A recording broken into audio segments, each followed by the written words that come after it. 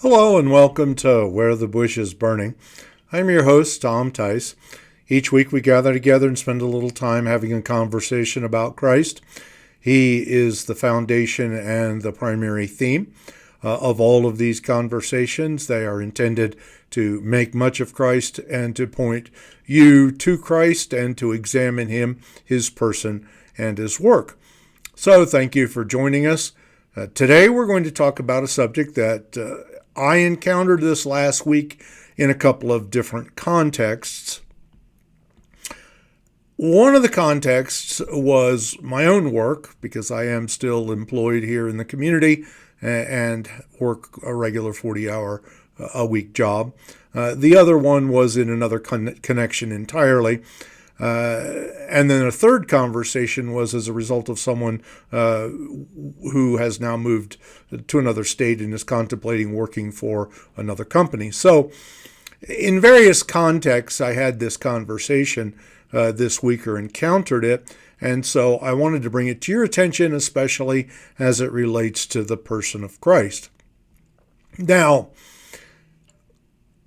one of the questions that was raised in one of the conversations was, were we as human beings designed to work? Was that one of the reasons, primary reasons, God created us so that we could work?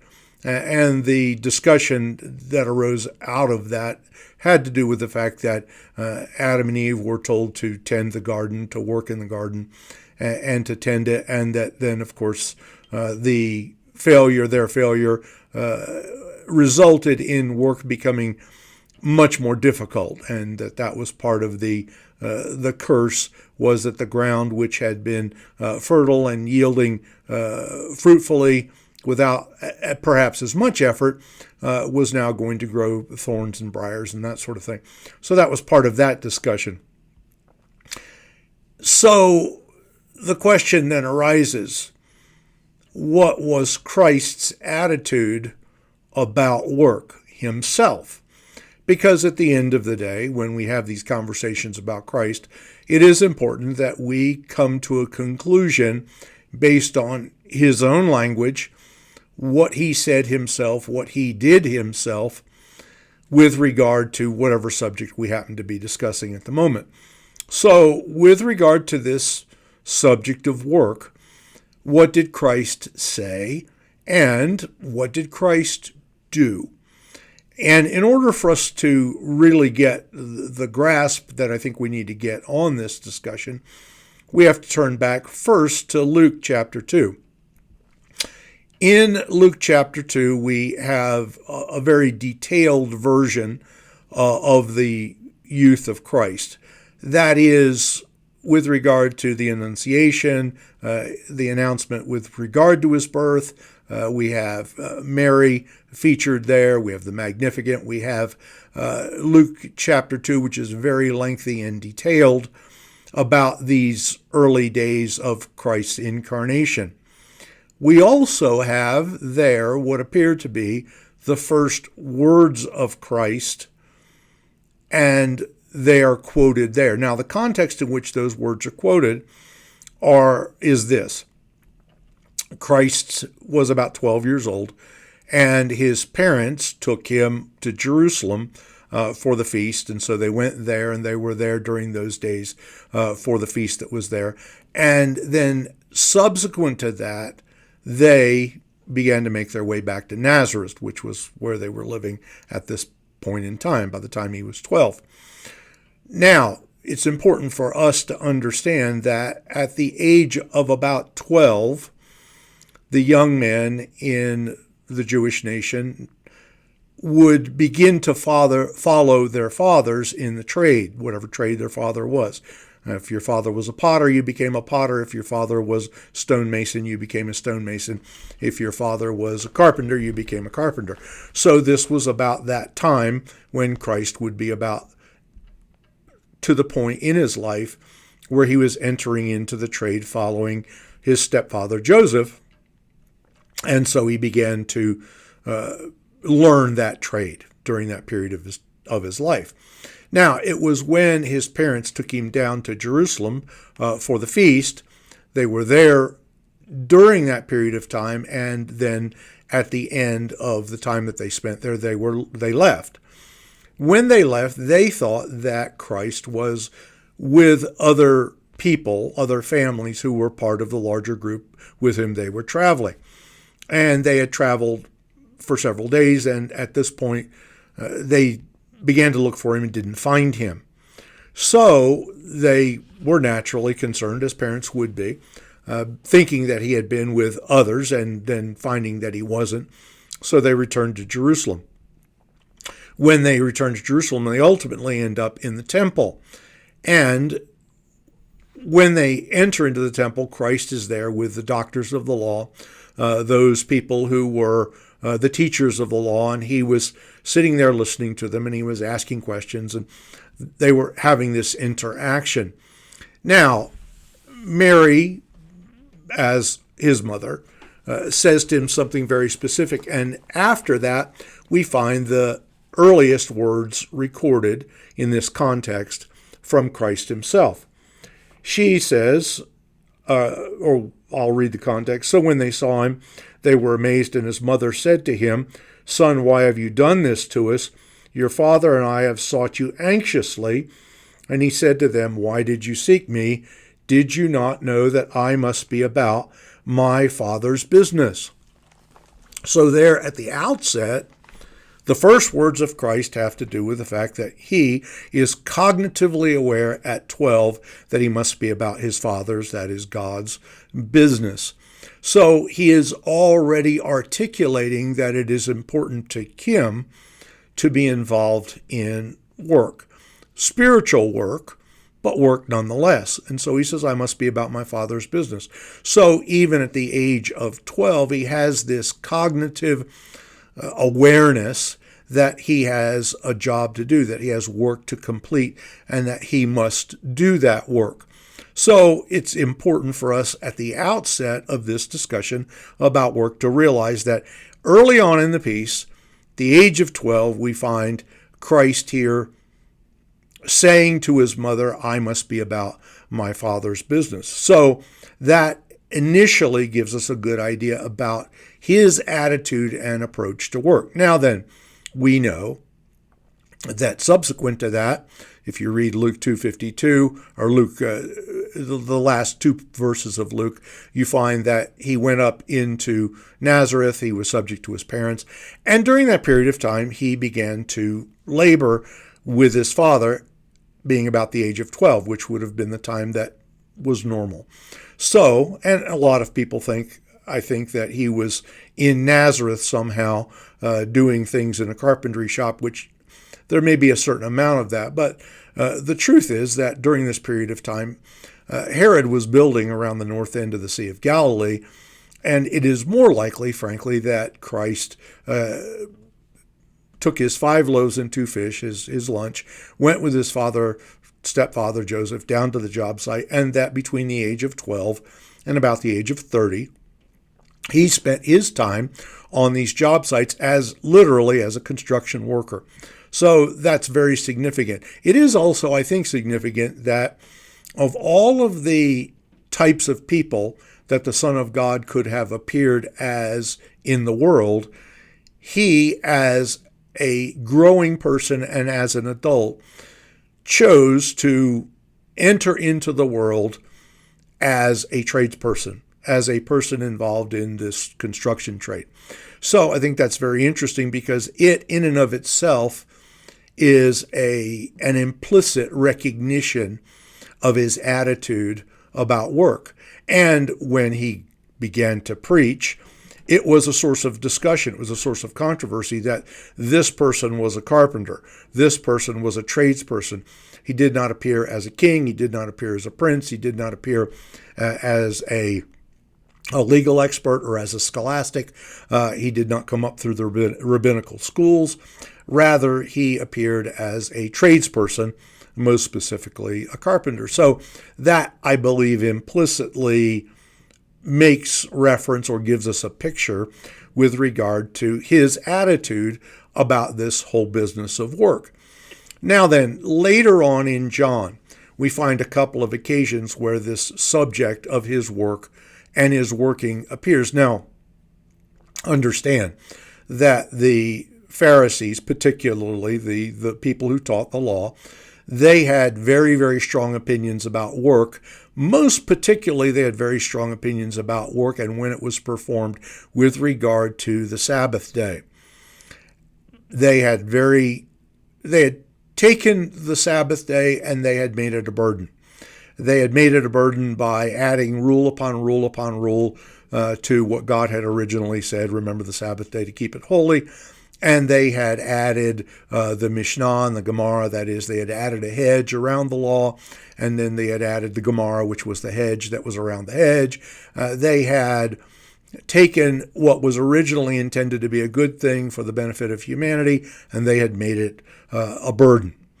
So, Christ in chapter 5 comes to the pool of Bethesda. It is on the Sabbath day. And so he's there at the pool of Bethesda, and he approaches this particular individual who was paralyzed. And the individual was waiting there for the stirring of the waters. And what used to happen was people who would get in, and the people who would get in first would be healed. So there was this place where people experienced healing. This man was there, and he had been there for quite some time. Christ comes to that individual in John chapter 5, and he then heals him, and in healing him, he tells him to take up his bed and walk. Now, this was forbidden by the Pharisees. They forbade anyone to carry any burden on the Sabbath day. So when Christ told this man to go and to get up and walk and then to take his bed with him, this was a violation of their rules. And so there was a discussion about this. Christ makes this statement in John and chapter 5, and it's worthwhile because it's part of this discussion about work. In this 16th verse, and I'll read this 16th verse to give you context, for this reason the Jews persecuted him and sought to kill him because he had done these things on the Sabbath. But Jesus answered them, my Father has been working until now, and I have been working. So what Christ is saying is just the same thing that he said that we find him referring to in Luke and chapter 2. I must be about my Father's business. And so in healing this man on the Sabbath day, this was not certainly the only time that he had healed somebody on the Sabbath day, he says, my Father has been working up until now, and I am working. So Christ took the attitude that there was much to do, that he had an impetus, or that he had a compulsion, if you will, to carry out the work of his Father, and that his Father had been working up until now, and that he was working. And so, even though it was the Sabbath day, and he was, in the eyes of the Pharisees, breaking one of their rules, his attitude was, my Father is working, or has been working up until now, and I am working. And so this once again reflects his whole attitude about this concept of work. And then another occasion arises later on, and we find this in John chapter 9. And once again, it's the Sabbath day. Now, we find that Christ is coming out of the temple, and his disciples ask a question about a man who was there, and the man had been born blind. And the disciples ask what was a current question of the time. Did this man sin, or did his parents sin that he was born blind? Christ answers that question. He says, neither this man nor his parents sinned, but that the works of God should be revealed in him. Then he makes a statement about work. He says, I must work the works of him who sent me while it is day. The night is coming when no one can work. So once again, Christ articulates his attitude about work. Now, these were very practical works in the sense that he was causing the man who was paralyzed to be able to walk. He was causing the man who was blind to be able to see. He was doing these things on the day that the Pharisees forbade anyone to do work. Yet he was articulating that it was important for him, once again, as he had said at the age of 12, to be about his Father's business. So, does God intend for us to be about our Father's business, if you want to refer to it that way, or about spiritual business, about doing work? Christ set the example. Christ set the example both physically, in that he worked at a trade for many, many years. Then he also set the example spiritually. So it's good for us to work. Work is a good thing. Now, obviously, there are issues, and we unpleasantly manage to make work a burden in the sense that we very often allow ourselves to become workaholics, or it's a pathological compulsion, or there are some other things that go with that. Sometimes we argue about who's a real worker, whether it's the person that's out doing the work in the field or the person that's in the office. So we've gotten bound up in a lot of issues beyond what I think we really need to concentrate on. And that is, first, that God himself works. Jesus said, "My Father has been working." Christ sets the example first by working in the normal sense of the term in which we think of it, and then also doing a great deal of spiritual work. So work is a good thing. Christ considered it to be a good thing and set the example for us by his own work, both regular work and also spiritual work. So here we find him speaking about work in a very positive way and exemplifying it in his life. So for us, how should we approach work? Doesn't mean that we should never rest. If we go back to the original discussion about creation, God worked for 6 days, and the seventh day he rested.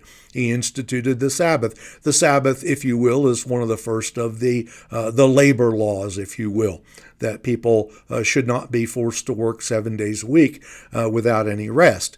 And so God has opinions with regard to work and the extent of it as far as that goes, and has articulated those by giving a day of rest to himself, and then setting the example for us that we should have a day wherein we can rest and worship. Now, having said that, once again, work's a good thing.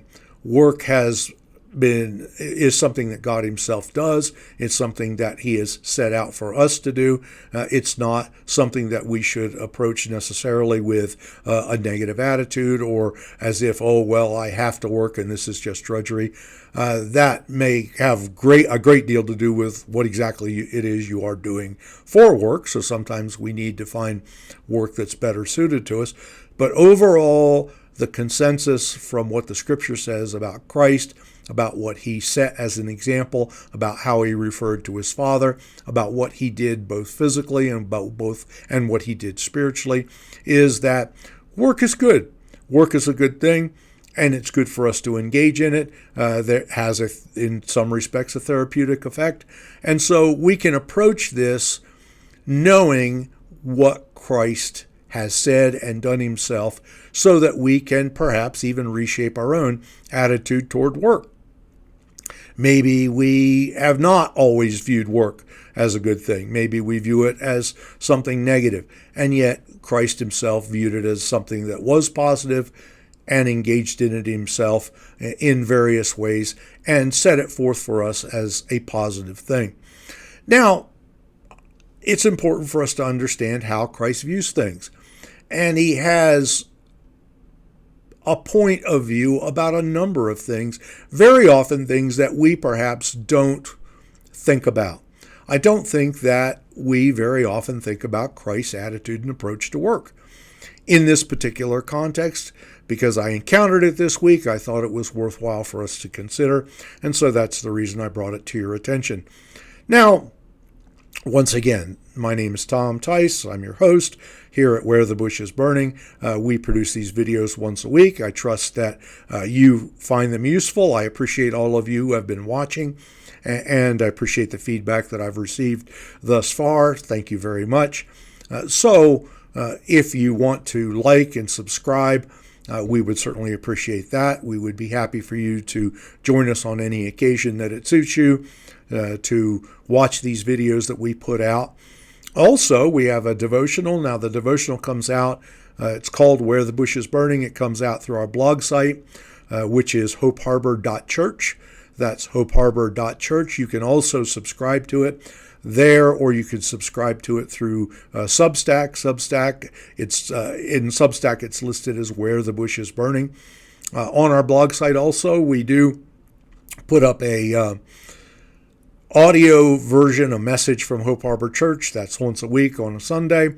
So if you like to listen to the audio version, that will be up sometime on a Sunday, and we'd be happy for you to listen to that. And once again, make use of the devotional or the video, anything that does you good, anything that you feel draws you closer to Christ. We want you to get the benefit of what we're doing here.